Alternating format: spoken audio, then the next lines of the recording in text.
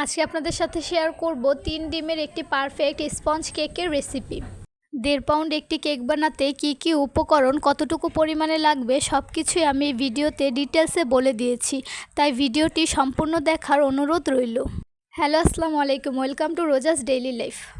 1.5 pound cake তৈরি করতে প্রয়োজন 1 কাপ ময়দা, রান্নার রেগুলার তেল, ভ্যানিলা এসেন্স, 1 টেবিল চামচ কর্নফ্লাওয়ার, 1 চা চামচ বেকিং পাউডার, হাফ চা চামচ বেকিং সোডা, লাগবে ভিনেগার। এখানে আমি রাঁধুনি ভিনেগারটা নিয়েছি।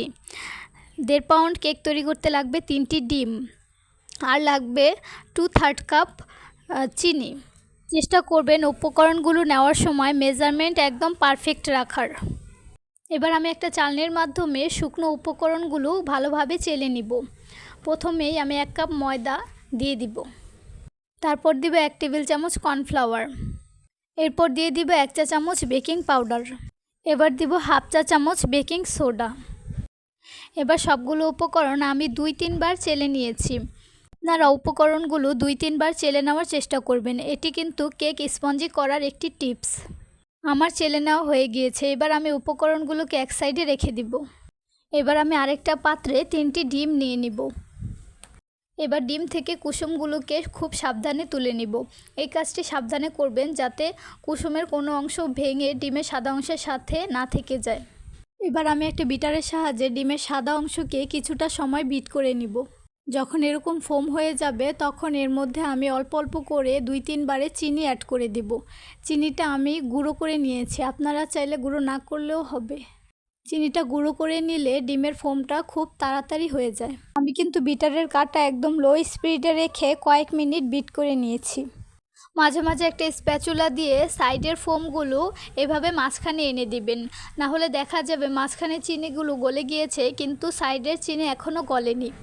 এবার ডিমের ফোমের সাথে আমি 1 চামচ ভ্যানিলা এসেন্স, 1/3 কাপ রান্নার রেগুলার তেল আর 1 চামচ ভিনেগার অ্যাড করে দিয়েছি। এবার উপকরণগুলোকে ডিমের ফোমের সাথে 1 মিনিটের মতো বিট করে মিশিয়ে নিব। তারপর এর মধ্যে অ্যাড করে দিব ডিমের কুসুমগুলো। এটাকেও আমি খুব ভালোভাবে মিশিয়ে নিব।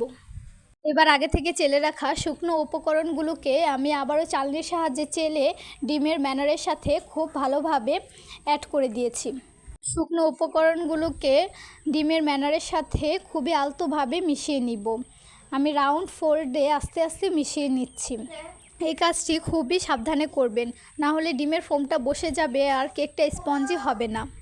এ পর্যায়ে আমার কেকের ব্যাটার কিন্তু একদম রেডি। এবার আমি 7 ইঞ্চি সাইজের একটি মোল্ডে কিছুটা অয়েল ব্রাশ করে নিচ্ছি। এবার মোল্ডের নিচে বেকিং পেপার বিছিয়ে নিচ্ছি। এবার রেডি করে রাখা ম্যানারগুলো এর মধ্যে ঢেলে দিব। আমি যেহেতু কেকটি চুলায় বেক করব তাই 10 মিনিট আগে আমি একটি হাঁড়ি চুলায় গরম করতে দিয়ে দিয়েছিলাম। এখন এর মধ্যে আমি কেকের মোল্ডটা বসিয়ে দিব। 30 থেকে 35 মিনিট পর আমার কেকটা কিন্তু একদম রেডি। আলহামদুলিল্লাহ, দেখুন আমার কেকটা কতটা ফুলেছে আর কতটা স্পঞ্জি হয়েছে। মোল্ড থেকে কেকটা বের করে আপনাদেরকে দেখিয়ে দিচ্ছি কেকটা কতটা পারফেক্ট হয়েছে। কেকটির নিচে দিয়েও কিন্তু একদম পুড়ে যায়নি বা ড্রাই হয়ে যায়নি। আপনারা একটু লক্ষ্য করলেই দেখবেন কেকটা কতটা স্পঞ্জি হয়েছে। তো আজকে আমার ভিডিওটি এই পর্যন্তই।